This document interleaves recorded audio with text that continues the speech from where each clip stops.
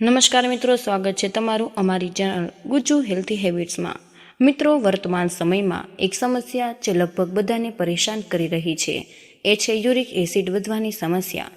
જ્યારે પણ તમે સવારે સૂઈને ઉઠો ત્યારે તમારા પગમાં સોજો આવી જાય, સાંધામાં દુખાવો થાય છે, ચાલવા ઉઠવા બેસવામાં તકલીફ થાય છે, તમારા પગના અને આંગળીઓના જોઈન્ટ હોય છે ત્યાં તમને સોજો થઈ જાય છે અને સોજાના લીધે એ ભાગ લાલ થઈ જાય છે। મિત્રો, આ જે જોઈન્ટ હોય છે એ પગ અને આંગળીના, ત્યાં તમને કાંટા ચૂકતા હોય એવો અનુભવ થવા લાગે છે, તમને પૂરા દિવસ આળસ થવા લાગે છે। તો આ બધા જ લક્ષણો બતાવે કે તમારા શરીરમાં યુરિક એસિડ વધી ગયું છે। જો આ યુરિક એસિડની સમસ્યાને સમયસર દૂર ન કરવામાં આવે તો તે આગળ જતા ગંભીર રૂપ લઈ શકે। યુરિક એસિડ વધવાના લીધે સાંધાનો દુખાવો થઈ શકે। મિત્રો, યુરિક એસિડ ખોરાકના પાચનમાંથી પેદા થતો એક કચરો છે।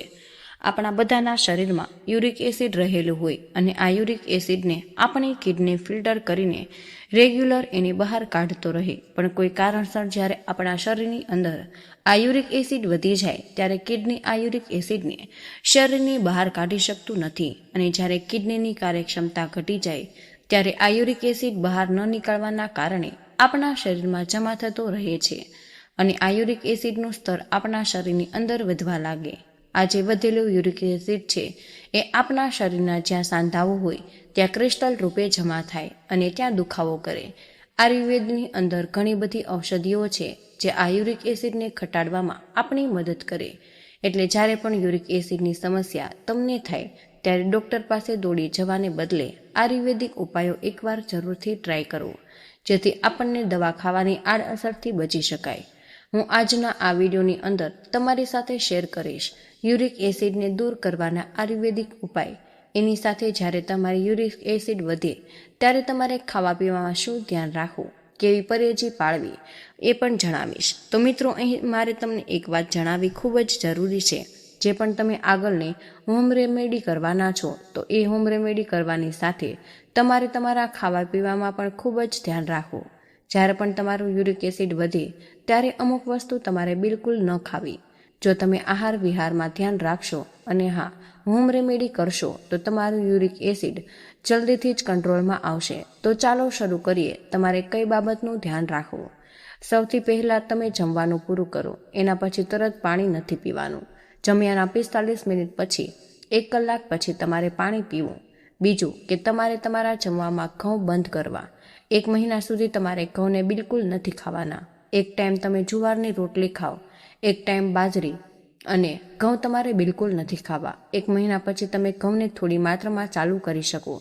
શાકભાજીમાં તમારે કોળું, દૂધી અને પરવલને સ્થાન આપવાનું છે, કારણ કે આ જે ત્રણેય શાકભાજી છે તમારા યુરિક એસિડને ઓછું કરવામાં ખૂબ જ મદદ કરશે। અને બીજું કે તમે આલ્કોહોલ પીતા હોય તો એ તમારે બંધ કરવું, સ્મોકિંગ બંધ કરવી, તમારે નોનવેજ પણ બિલકુલ નથી ખાવાનું। આ સિવાય તમારે ફાસ્ટ ફૂડ હોય એ પણ નથી લેવાનું।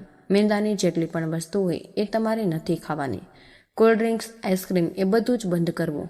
બીજી મહત્વની વાત કે ફ્રીજમાં રાખેલું ઠંડુ પાણી તમારે બિલકુલ નથી પીવાનું, કારણ કે ફ્રીજનું ઠંડુ પાણી યુરિક એસિડને વધારે। તમારે માટલાનું જે નેચરલ ઠંડુ થયેલું પાણી હોય એ જ પીવું। અને કઠોળમાં તમારે બધા જ પ્રકારના કઠોળ બંધ કરવા।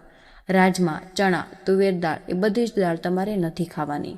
મગ અને મગની દાળ તમે ખાઈ શકો। આ સિવાય ફ્લાવર અને પાલકને પણ તમારે નથી ખાવાના। પહેલી હોમ રેમેડી તમારે લેવાની છે 100 ગ્રામ આખા જવ, 100 ગ્રામ સાથોડી પાવડર જેને પુનર્વા પાવડર પણ કહેવાય, અને 100 ગ્રામ તમારે લેવાનું છે ગોખરું। સવારે વહેલા ઉઠી તમારે 1 ગ્લાસ પાણી લેવું। આ ગ્લાસની અંદર 1 ચમચી જવ નાખવા, 1 ચમચી ગોખરું પાવડર અને 1 ચમચી સાટોડી પાવડર નાખવું।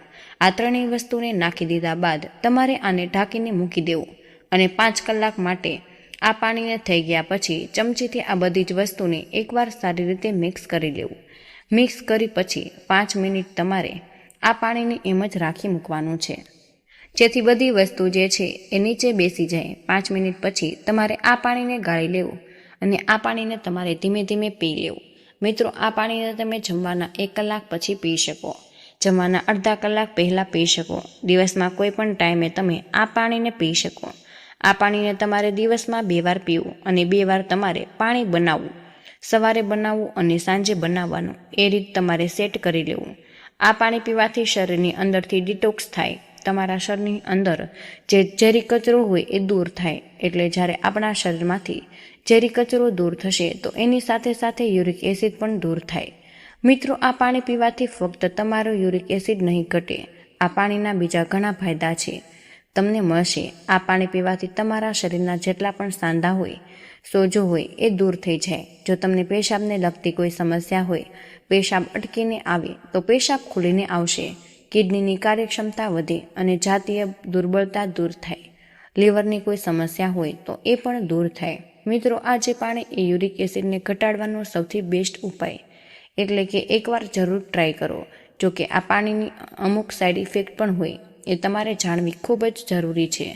મિત્રો, આ પાણીની અંદર 6 કલાક પછી આથું આવી જાય, એટલે આ પાણીને તમારે 5 કલાક બાદ તરત જ પી લેવું. વધારે સમય નથી મૂકવાનું. જો તમે આથાવાળું પાણી પીશો તો તમારા સોજાની સમસ્યા વધારી શકે.